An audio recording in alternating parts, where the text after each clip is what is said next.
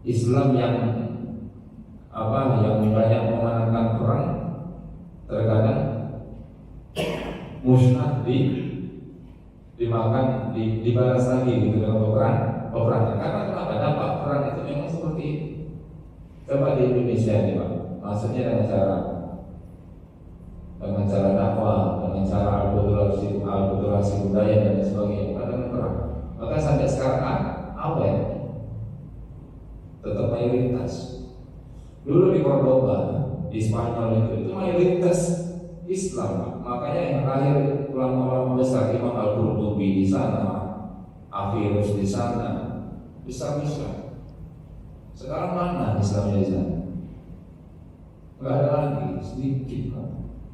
Karena kenapa? Karena memang pembukaan dari Bani Abbasiyah dulu terlalu ekstrim di situ. Apa membantai ini, membantai itu. Padahal kalau baca perkembangan pembukaan bukan di zaman sahabat, bukan di Khulafaur Rasyidin Mahdiyyin ya. Dari zaman Bani Umayyah, Bani Abbasiyah pun sudah terjadi pembantaian. Makanya kalau ada orang yang memiliki konsep kita terus kembali ke khilafah, kadang khilafah yang bagaimana? Khilafah Abu Bakar, Umar, Utsman atau Ali. Cara pemilihan mereka empat ini kan sudah saja berbeda gitu. Bagaimana kita? Karena kami banyak diskusi dengan kawan-kawan yang prihatin seperti itu. Kalau kita kan di Muhammadiyah ini, negeri kita ini Darul Ahdi wa Syahadat, perjanjian dan saling menjaga, saling memiliki, tempat barang-barang hidup dan saling mengelola dengan baik sebagai khalifatullah. Kalau dalam Muhammadiyah seperti itu, perkara sistem itu kan kita nggak mau ganti sistem juga kita nggak ngerti. Nunggu Nabi Isa terus saja kan Pak. Kalau pusing-pusing terkadang. Kalau ditanya Ustaz, bagaimana tentang sistem negara, demokrasi dan sebagainya, ini segini ngurusi masjid. Karena seperti itu, saking malasnya saya hadapi, ikut pusing, digaji negara enggak. Ini yang ketiga, ekstremisme. Yang keempat, Nabi Hurairah radhiyallahu anhu, dari sahabat mulia Abu Hurairah, Nabi sallallahu alaihi wasallam, inna dina yusrun, sesungguhnya agama itu adalah mudah. Wala yushaddidu illa ghalaba, dan tidaklah seseorang itu yang terlalu syadid, terlalu ekstrim di dalam beragama akan dikalahkannya.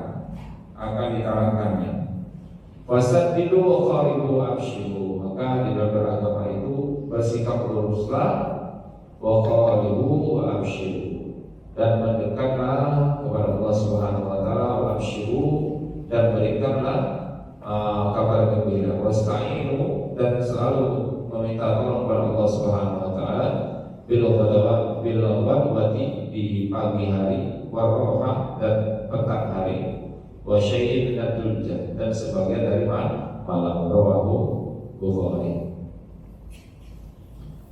Di riwayat yang lain itu dikatakan saddidu, tepatkanlah, meluruskanlah, wa qaribu, maka dekatkanlah, waktu waruhu wa syai'un min ad-dulja, baik itu pagi, petang, atau sebagian dari waktu malam.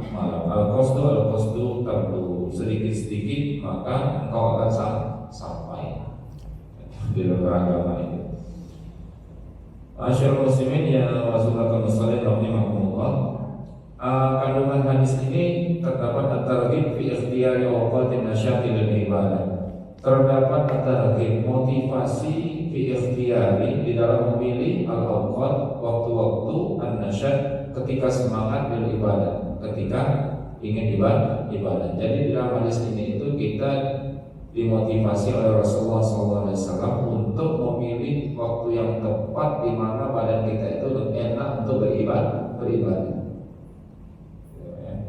Jadi beribadah itu kita juga harus tahu kondisi kesehatan tubuh kita, kesehatan keluangan waktu kita.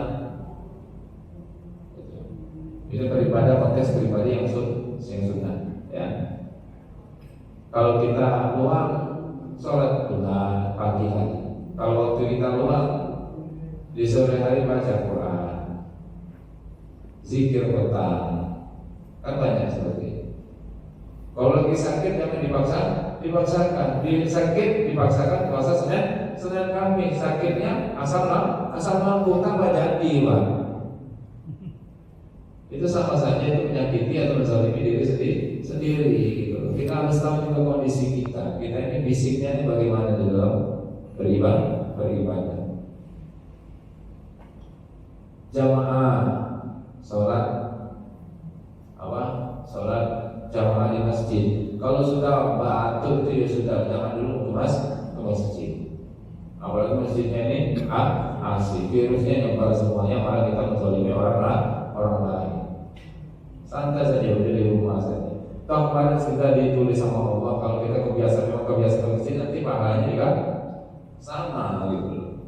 Karena sudah kebiasaan kita seperti itu. Kita disuruh sakit itu karena kita disuruh istirahat sama Allah. Jangan memaksakan diri.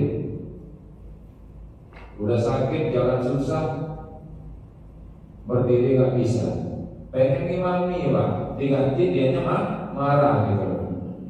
Hanya yang seperti itu. Ada yang lebih bagus, lebih sempurna dan lain sebagainya. Terserah memang seperti itu. Harus tahu.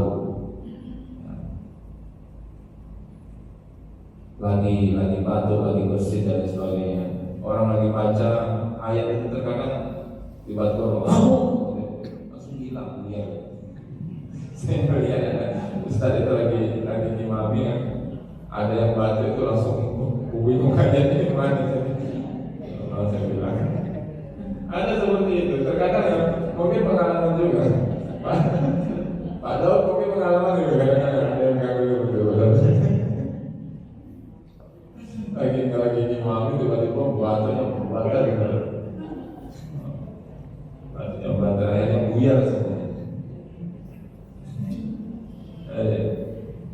Apalagi kalau yang imam itu lagi latihan imam jalan. Pas banyak orang yang batuk, itu baca kuliah itu insya Allah nggak ketemu itu lagu di buku kalian ini.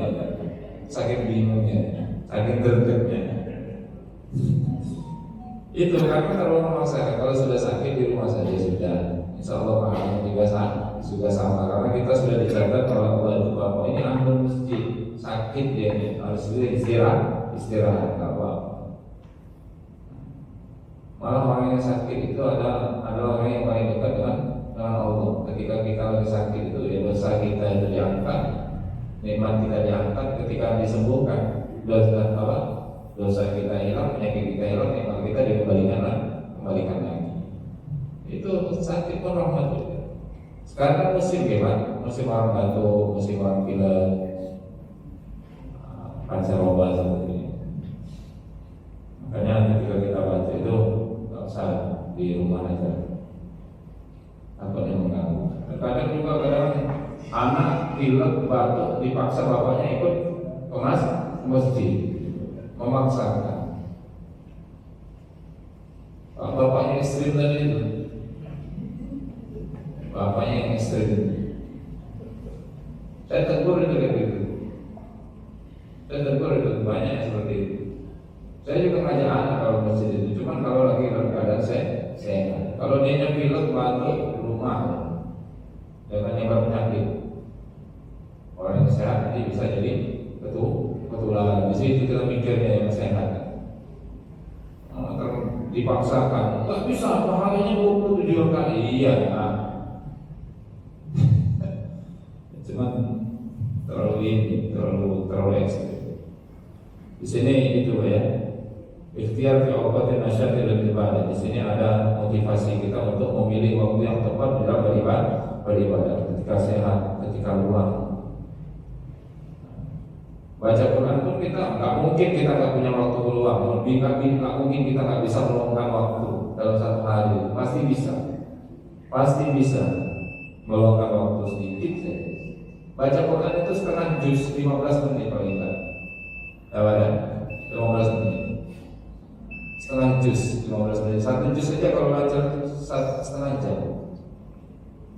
Itu bisa kita duduk seduduk aja kita. Begitu buktinya kita duduk sambil lihat Instagram aja bisa sampai 1 jam loh. Ya kan? Kadang lebih asik lihat Instagramnya, lihat daripada kita baca Qurannya. Bisa sekali duduk 1 juz. Kadang kami itu ngakali kalau membaca Quran itu habis subuh senang. Nanti habis 2,5 udah kan oke. Dikit-dikit aja, ini kan di sana sini kan al-qasdu tahu dikit-dikit nanti sampai. Al-qasdu fil ibadah yuwasilu ila mardhati rabbih. Namanya beribadah dengan sederhana itu dapat menyampaikan kita kepada ridhonya Allah Subhanahu wa ta'ala wa dawamul qiyami bi ubudiyatihi, dan langgeng di dalam mengerjakan ibadahnya. Bisa istiqomah kita dengan hemat istilahnya yang biasa-biasa saja. Karena orang-orang yang ekstrim itu kan terkadang gasnya kebanteran, akhirnya di tengah jalan habis bensin, tali gasnya putus gitu loh, akhirnya dia mandek tengah jalan. Makanya kebanyakan orang nggak jadi hijrah itu dikarenakan lemes duluan. Saya banyak ketemu pemuda-pemuda hijrah yang sekarang kumat lagi banyak lah. Dulu kalau mau hijrah saya, oh iya, hijrah punya apa? Pakaiannya dirubah, mulai pakai gamis, mulai pakai ini, sholat itu ke masjid itu 5 waktu. Dilihat 3 bulan hilang namanya. Kumat lagi ternyata. Makanya jangan terlalu ngegas, pelan-pelan ditata dulu. Muhasabah itu kan berawal dari yang fardu dulu kita teliti. Fardunya mana, yang masih belum dikerjakan yang mana. Nanti masuk ke larangan yang mana yang masih kita kerjakan alon-alon Pak. Sambil lebih baik lagi ketika meninggal itu kita masih dalam keadaan muhasabah, masih dalam keadaan tobat istilahnya. Makanya kalau hijrah itu jangan hijrah sekadar hijrah pakaian. Sekarang ini anak muda yang banyak hijrah pakaian saja. Jadi cuma modisnya ya cuma perilakunya tetap juga seperti itu. Karena tren hijrah itu sekarang tren, hijrah itu tren. Cuman ketika diajari ya sulit juga. Pengajian mereka juga kan sekarang kalau membahas gini-gini kan jarang yang mau dengar. Hadis, tafsir, pusing sangat. Apalagi kalau masuk dalam ranah ilmu ihsan. Oh, abon. Ya seperti itu. Padahal 3 ilmu ini yang harus dipelajari, akidah, syariah, sama ihsan itu tadi. Ini yang dikejar itu bagaimana nikah yang sakinah, mawaddah, warahmah. Yang umum belum pernah nikah. Ustaznya juga masih muda. Nikahnya baru 2 tahun 3 tahun. Belum banyak diuji Pak. Parenting, yang ngomong itu gak punya anak tuh. Dia punya anak yang paling buter kok ini. Apalagi anak yang 4 kayak saya. Tiap hari ada terus gaduh. Beda minuman, diberikan minuman beda es batunya. Tetap kekal itu. Di situ seninya jadi orang tua di situ. Maka kata Allah itu fastabir 'alaiha. Yang penting kita bersama anak-anak, keluarga kita itu wa'mur ahlaka bis-sholati wastabir 'alaiha. intinya kita tuh memerintahkan mereka itu untuk sholat. Jadi kita mandang anak-anak itu, pandanglah anak-anak tersebut sebagai penerus sujud kita, penerus tauhid kita. Jangan kita pandang investasi masa depan. Nanti aku itu saya ngopeni, jadi orang mesti jangan terlalu